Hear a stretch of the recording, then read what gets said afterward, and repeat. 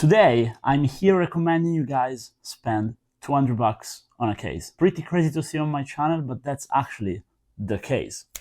But with that said, welcome back at ImWateringPSUs, and allow me to explain. What we have here today is the brand new 2026, just announced at Computex, NZXT H6 Flow Plus RGB. And this is crazy, but it's not actually a $200 case. It's a $99 case or 109 euros case, which you can buy fully specced out with 7 premium RGB fans with the controller for $200. So you're getting the extra fans for about $90 more, which is actually a fairly good deal for how good these fans are. And since you also have the monoblocks and you get everything integrated into NZXT CAM software, this is perfect if you want to build it with an NZXT Kraken all-in-one. And I am actually running as my daily computer, so you know it's not a random recommendation, the NZXT H9 Flow. But this is better because this one, compared to mine, has curved glass up front, which I absolutely want for my PC as well. This is so much better. I think the only critique for the H9 Flow were the 2 glass panels being separated. I didn't really like the edge, but this curved is absolutely insane. They also changed completely the way they designed the actual mesh. This is totally different, and you will see it on video. I tried my best, but this actually looks even better in person. It doesn't happen very much. I think generally hardware looks better in pictures if you're good at taking pictures and videos. And I take pictures and videos of hardware every day, but this is a little bit better in person because the finish, the design, you can just tell it's premium. If you buy a cheaper case, it doesn't come to this level of quality. Now let's cover a little bit of specs before I keep praising this thing. But this supports ATX motherboards, of course, every single type of motherboards. It's a 55-liter case, dual chamber design, fully mesh, which supports up to 10 120mm fans. Even though it's the latest and greatest, and it has very good connectivity with a single USB 3, and it even has the front panel as a single connector instead of those ugly separate connectors, as well as a single jack output up front. It still supports very well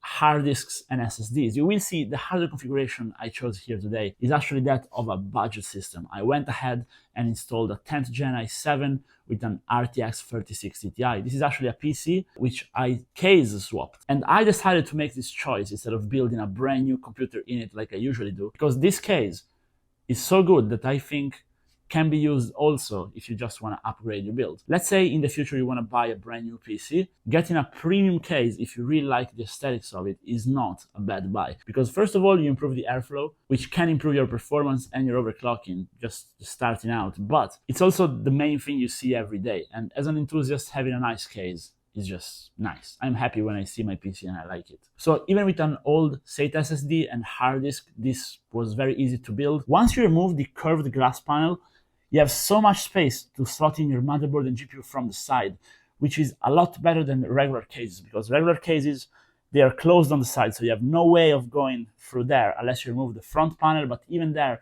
is some kind of skeleton of the chassis which remains.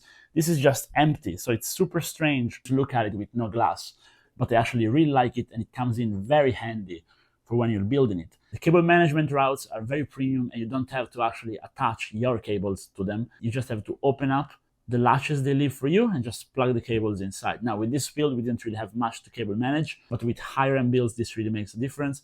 And I also really like how they already installed the NZXT RGB controller on the back in a place where it's not annoying, and how they left an empty 5-volt RGB connector so you can connect even fans from a different brand, maybe from your all-in-one is what they're thinking to it. So you don't really have to go NZXT for the all-in-one if you don't want to, even though I really like them, but they are of course a little bit expensive. Now something I also really like is just how the fans on the bottom are inserted into the actual case. I think it just comes together too well. It's little details like that. It's little details like the fact that the actual expansion card slots you have to remove have the NZXT branding on them. You have this aluminum finish on the bottom with the NZXT logo front and back. The back has engraved in the mesh the actual NZXT writing.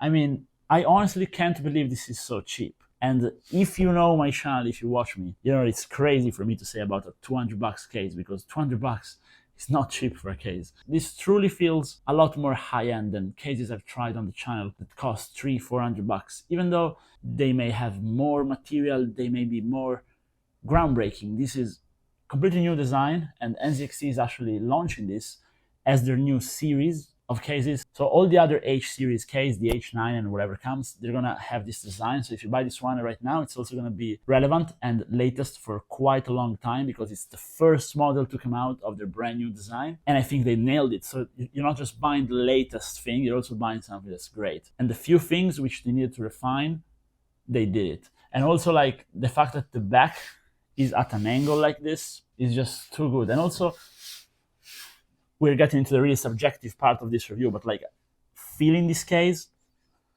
there's nothing like it. Again, I build computers every day. This video is not sponsored, okay? And this case is great. I recommend you guys go out and buy this at launch, when it comes out, okay? You can go get it. You have my full support. I would actually consider swapping my build in this, but I'm waiting for the H9. Probably for no reason, because this is more compact, and I really like the looks of it. So this would be perfect replacement for my main PC. If you're in the market for a case, or if you don't know what to buy as an enthusiast because RAM is expensive, GPUs are not really exciting right now, and you want to just change something in your setup, even if you have an older hardware configuration, getting the H6 Flow plus 2026 RGB right now is a good buy. But as usual, you guys let me know what you think. What else did you like at Computex? And especially if you have critiques for this thing, let me know down below, and see you guys in the next one. Bye bye.